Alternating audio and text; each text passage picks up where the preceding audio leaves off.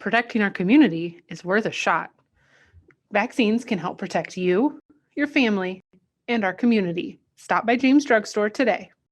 And welcome back to the Livingston Parish News Weekly Show, a podcast brought to you by the Livingston Parish News. My name is McHugh David, publisher and editor of the news, joined today by the District 2 councilman, chairman of the Parish Council, and representing the northwest corner of Livingston Parish. Go ahead and introduce yourself, sir. My name is Garry Talbert. And we are going to be talking about just a riveting topic today. We're going to be talking about dirt fill. And I know I say that facetiously. I know for a lot of people this actually is a big deal. Currently, I believe this is going into Ordinance Committee, correct? We're going to be talking about a dirt fill ordinance that exists only in Gravity Drainage District 1. It's their proposal, correct? Yeah, it's basically their proposal. It's kind of hammered out. I mean, they kind of wrote the ordinance and sent it to us. We kind of debated it, talked about it. There was a part of it that we weren't crazy about and asked them to go consider it. They're not interested. So, they want us to, they've given us the ordinance. So, we're gonna introduce it at the council, or I think we introduce it, this Thursday night, and then we'll vote on it 2 weeks later. Or actually, wait a second. Heck, we might have introduced it. We introduced it the meeting before last, and then had a 2-meeting delay. So we're going to actually vote on the ordinance Thursday night. I'm going to go ahead and get that clarified. Okay. As they gave it to us. Right. So that'll be Thursday. This Thursday, the 27th. This will run before then. I do want to talk about the the part of which. Well, first, let's dive into the ordinance itself. Not and these dirt fill. A lot of these construction and drainage ordinances are pretty dense. They're pretty tough. First and foremost, Gravity 1 extends pretty much it's Grays Creek and Amy River. It's just north of Cockram and not Cockram, Lockhart and Highway 16, almost down to Port Vincent. And they have a funded gravity drainage district between a sales tax and a millage. Their engineering firm of record, Quality Engineering, worked with Gravity 1 to put together this ordinance they presented to y'all. And basically, this is a zero net fill ordinance as it's proposed. If you're going to put dirt in a special flood hazard area, you have to excavate enough to match that out. Is that basically what this is saying? Pretty much, except there's some exceptions. There's an exception that if you have a lot or you own some land, in land that's below BFE, then basically, or in a special hazard flood zone, however you want to term it. I guess it's those the land can be before BFE. Just the ordinance applies to dirt up to base flood elevation. If you can build up to a 5,000 square foot house, as I remember, or combination of house and shop or house and pool house or whatever, you can put up to 5,000 square feet of structure with, and any dirt you need to bring in is exempt. And then if you have a big lot, let's say you got 2 or 3 acres and you want to build a 10 or 15,000 square foot house, as long as the area that you're filling is less than 10% of your total square footage, then you're exempt. What's not exempt is people with mobile homes. So a mobile home's not exempt. Commercial businesses are not exempt. And the reason I bring that up is, if you've got a half-acre lot somewhere or a 1-acre lot somewhere that, you thought one day you might sell to some convenience store or some fast food restaurant or some urgent care or a Dollar General or a drugstore or something like that, and you're in a special flood hazard area, this ordinance kind of makes your land worthless, because you basically have to, bring the dirt, from an area within that special flood hazard that you own to fill that lot up, which would require you to go buy a piece of land, so my opinion of the ordinance is it's fairly punitive. It takes care of certain individuals, and very punitive to others. And I just think there's some things that exist within this parish that we could do a better job of before we start addressing dirt fill.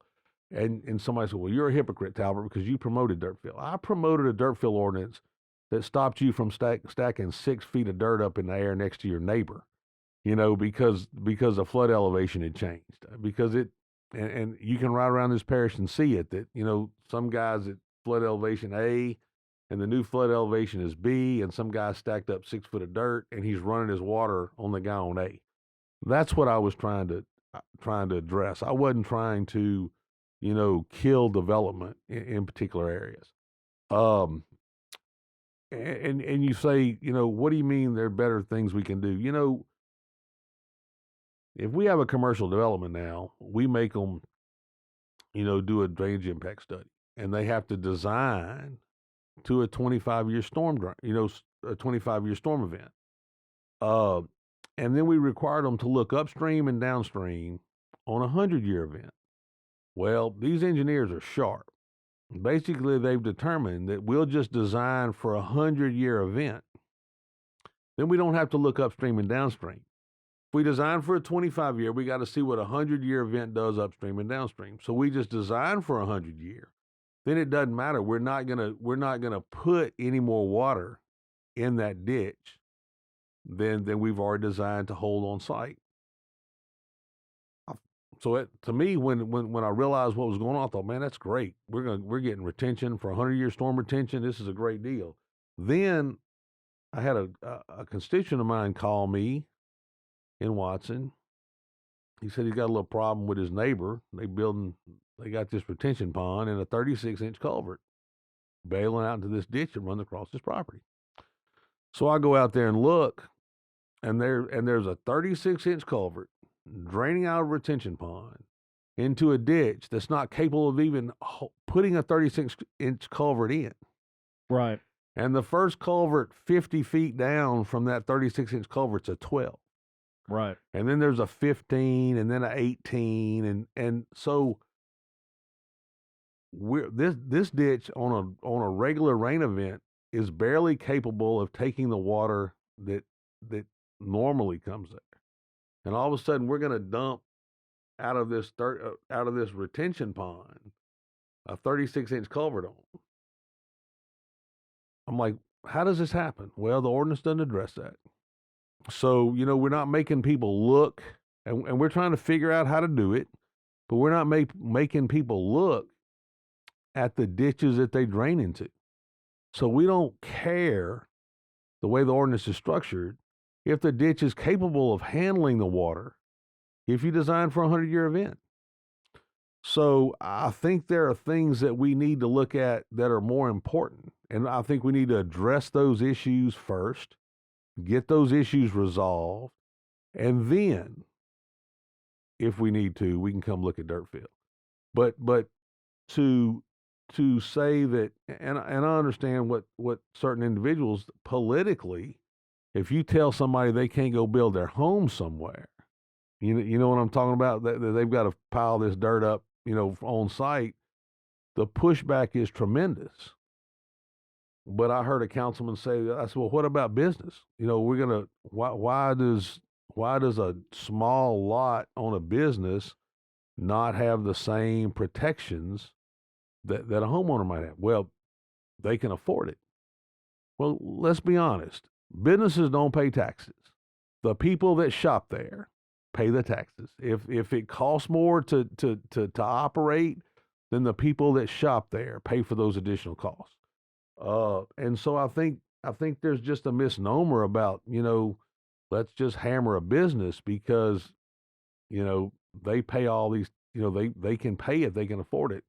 But it's your constituent that shops at that business that ultimately is going to pay for any additional costs that are incurred by that business, in the development of it or the operation of it.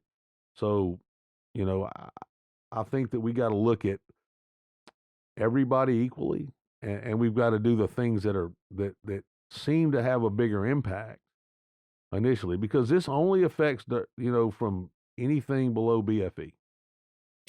So I think you got to be in a special flood hazard zone for it to come into play, and then it only goes to BFE. Well, heck, we're making you build a foot above BFE now. Right. So and if you look, you go back to 2016 and look at some of the floods we've had in the last, little bit. There are areas that have flooded. There's been water above base flood. Right. So in essence, we're going to put this ordinance in that seems to be fairly punitive. That is it really going to address, a lot of issues? I do understand the concept of the more dirt you stack in the floodplain, the higher the water level gets. But to me, the most important thing is to get the water out of here. And if we're letting water drain into ditches that aren't capable of handling the water that's already going into them, then it doesn't matter how much dirt we stack up down the road. The water can't get there. It can't drain. So I mean, I think that there's, it's a chicken and the egg. What is most important?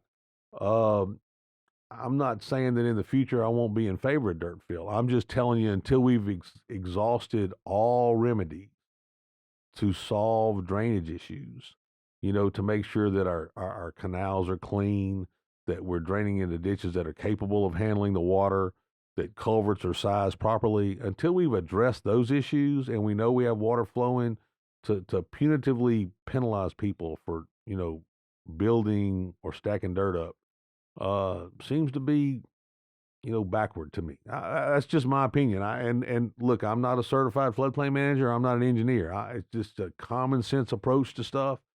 And I listen to the arguments. What was that in 18? Was it 18? I proposed the dirt fill because, we had people stacking dirt up beside other people. And I listen to those arguments, and the same people that made those arguments now are promoting this ordinance. And I'm like, how did it not apply? How did 3 years ago it was a bad, to promote dirt fill? There were other things we needed to do that were more important. And now we're promoting dirt fill when we still hadn't addressed the fact that you can, drain a 36-inch culvert into a ditch that you can't even put a 36-inch culvert in. So we know it's not capable of handling the water that's going to come out of that culvert at some point in time in the future. I mean, those are things that I think have to be addressed initially before we can, move forward with this particular dirt fill ordinance. Series of questions here. First and foremost, I mean, obviously, you're a business owner, so you're pretty sensitive to the nature of, sort of passing along that cost, but you're also sensitive to the fact that you have your own expenditures to worry about. So putting the burden on you, kind of seems not necessarily unfair. It just doesn't make a whole lot of sense. Here's the deal. If I generate X dollars of revenue a year, you know what I'm talking about? And my expenses are Y, then my profit is Z. X minus Y is Z. I mean, that's my profit. If Y goes up, X got to go up. And if X goes up, that means I raise my price. I mean, so ultimately, I'm not paying those taxes. My customers are paying those taxes. If and that amazes me. I look at our current administration in Washington. We're going to raise corporate income tax. Well, guess what? Corporations don't get a paycheck. Corporations make money off of selling stuff to taxpayers. So when we talk about raising business taxes or raising corporate taxes or whatever we're talking about doing, ultimately, me, the consumer, are paying those taxes. Because if it costs them more to operate, then they're going to have to raise their prices because they expect a particular return on their investment. That's all there is to it. And so at the council level, to say that a business can afford something, hell, we're putting the burden on the people doing, that are buying stuff at that business. Make no mistake about it. I mean, businesses pass the buck. If the price of gasoline goes up, I'll raise my price. Mm-hmm. If government institutes an additional cost to me, I've got to recoup that cost somewhere, which means my profit margin has to increase on the retail side so that on the my net result is the same. So, I don't ever pay those taxes. That money technically isn't mine until the end of at the end. So ultimately, I don't, this philosophy of, putting the additional burden on businesses, you're just putting additional burden on regular people. Sure. Any way you look at it. So, and moving forward, talking about the culvert that's 36 inches dumping into the ditch and things of that nature. As we've moved forward from 2016, I mean, I'm sure everybody had a decent sense of what was, a multi-piece puzzle that is drainage. But do you have a little bit more? I would like to say, respect isn't the word, but every year it seems like you and I sit down and talk about this. There's more and more to know about how water flows down. I guess you could say downstream. It's just, yeah. I mean, look, when I was elected, I had a pretty good idea of, the water runs from the, downhill. You know what I'm saying? If this elevation's 1, this elevation -2, the water's going to run, downhill. There's so much more involved in it. There's so much more involved. Like, where does it drain to? The concept that wind can stop water from draining. Right. If you didn't grow up, along Lake Maurepas, you know what I'm saying? You might not understand that. If you've got a camp that drains into it or whatever, you understand that now. Look, I've got a camp down in Hopedale that I know when the wind blows out of the north, sometimes we can't launch a boat because we're sitting on a mud flat. So the same concept in reverse works if you've got a camp, on Lake Maurepas or on a tributary that drains of Lake Maurepas. If the wind blows, what is it, southeast? The wind blows out southeast or whatever. It holds the tide in. So consequently, it's elevated. All those tributaries that drain to it can't drain. So any rain north of it's just going to stack into it. We had a rain event. I don't remember. Probably in November, maybe late October, early November of 2020. It was after the election. I had a guy call me from a subdivision that drains into Beaver Creek. And he's like, "Look, the water in my subdivision is not draining." Da, da, da. I said, "Look, I'm out. I'll ride over there. We'll take a look." And sure enough, water's over the roads in this particular subdivision. So we go. He gets in the truck with me, right around. We go to where that water typically would drain, and that ditch is running the wrong direction. Right. It should be running, toward Beaver Creek, and it's running away from Beaver Creek. Well, Beaver Creek was full. Beaver Creek was having water coming into it north of that place. The river was up. Beaver Creek had no place to go. So any additional water that was coming, toward the Amite River was then seeking lower spots to go, which caused that ditch in that subdivision to run backward and then run across the road. Right. And so, every day, every time you go out and look at a different drainage, you see different little deals that, that you don't really have a concept of. Randy DeLatte, one of the councilmen, talks about, how shallow Lake Pontchartrain is, and that they used to dredge shells out there. Now they don't dredge them anymore because of environmental issues, and the lake's silted in, and then South Pass is deep, deep, deep, and then you get to Lake Maurepas, and it's shallow again. So we're trying to drain the Amite River and Blind River and all these other rivers into these shallow lakes that get into a deep pass that go to another shallow lake that goes to the Gulf of Mexico. So in essence, it's hard for some of these rivers to drain.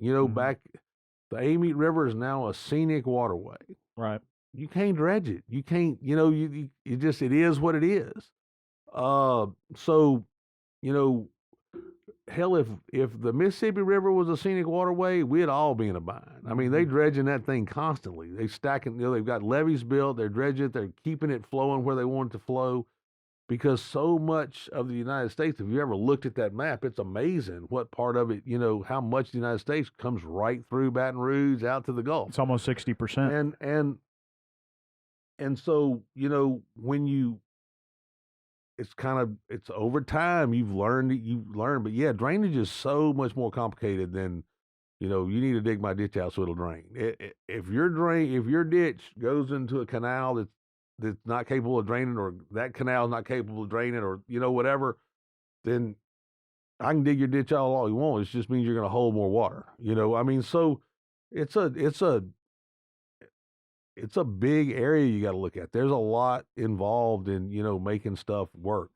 You'll see a subdivision. I got a friend of mine that lives, heck, I don't even know the name of the street, across Beaver Creek from behind me, Linkwood, or one of those streets over there. There was a 15-inch culvert Mm-hmm. that a huge area drained through this one culvert under this parish road. And every time it rained, the water would get up to this particular brick, which was right below his porch. And he flooded in 16. So, he's got, I want to call it, it's PSD or whatever. PTSD, yeah. PTSD. So now we get to this brick, and it wouldn't really get any higher because it got to this level, and then it would start spreading out. Gravity 2 and Gravity 1 got together because it was kind of on the line. They looked at changing the culverts out. He did some studies on downstream. Because you always got to look, every time you change a culvert, you got to look at what the impact downstream is. They changed that 115-inch and put 2 36-inch arch or 32-inch arch, whatever. They really increased the size, and there was no negative impact downstream. The last few rain events that we've had, like the last rain event we had, where we had all this water coming in, his yard never lost green grass. Right. There was always some grass to be seen in his yard, and it's, that solved that particular problem. But you had to look downstream to see what the impact. You can't fix this group and then negatively impact somebody else. It just worked out in this particular situation. And let's clarify, he doesn't live in my district. He lived in another district, but every time it rained, I got a phone call from him.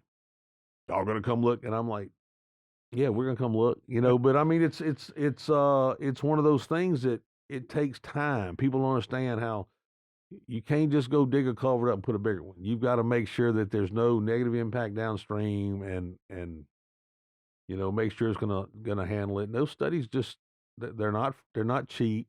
They don't happen overnight. And so, you got to find the funding, you got to get them done, then you got to make sure the results will, work, and they're cost effective. Sometimes you got to make sure that, that Beaver Creek diversion that's going to be studied up in Gravity 2 is one of the big things that there's no doubt that it'll relieve some flooding on some individuals. Will the cost benefit? Will it at least save as many dollars as it's going to cost to build?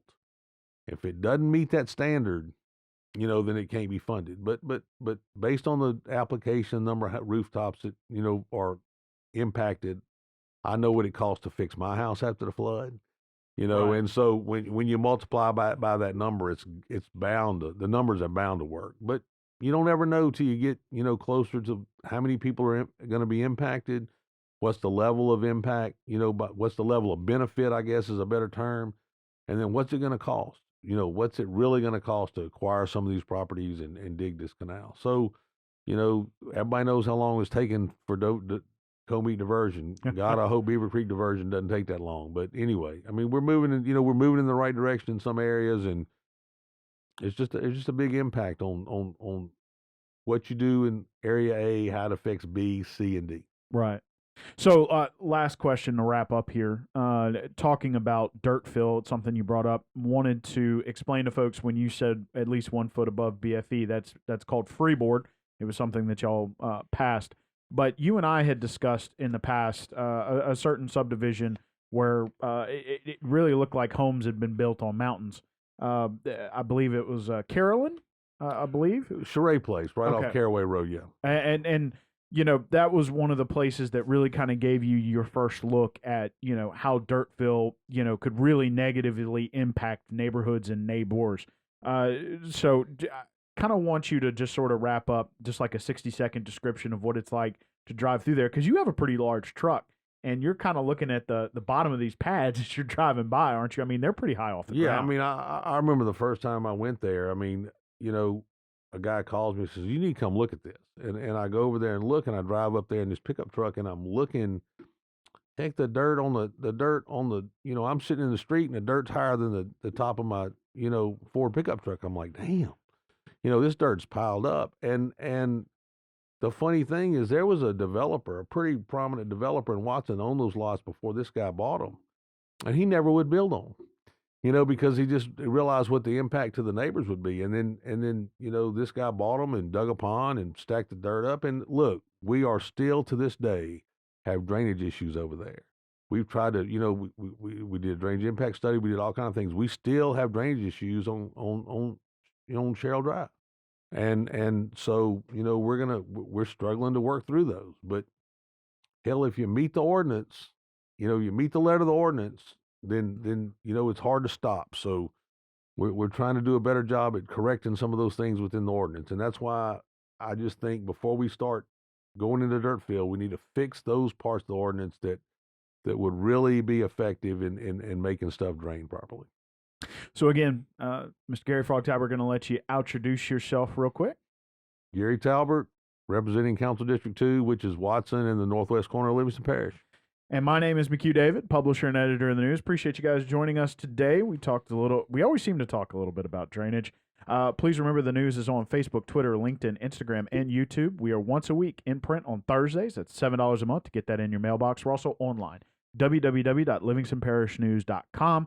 We also have a podcast section there that is free. We run these free on social media as well. And, of course, you can check them out on all podcast platforms.